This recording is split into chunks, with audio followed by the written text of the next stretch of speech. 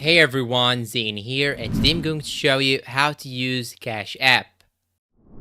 Now first you should download the application from App Store or Play Store, whether you are using an iOS or Android. After that you can simply open the application and it will show you this green home page. And here as you can see it will show you the number or the amount of money that you want to pay or request. So now I'm gonna pay $5 for example. So I'm gonna press the 5 button. Then I'm gonna click on pay down below right here. After that will jump me directly to this page. Now you have to enter the name or the cash tag, SMS, or even the email of the recipient. And I will show you in 1 minute how to get the cash tag of the recipient. And here in this section, you can type what is this cash for. And after that, you can simply click on pay. And if you click on the amount of money up right here, it will show you the options that you can actually get this money from. If you connected your credit card or your bank account, you can choose between both of them if you want to withdraw this money or send this money from your bank account or from your cash balance or even from your credit card balance. Now, if you want to request money, you can go back to this section right here. Just click on the back button or click on this icon right here. Then after that, choose the amount of money and click on request.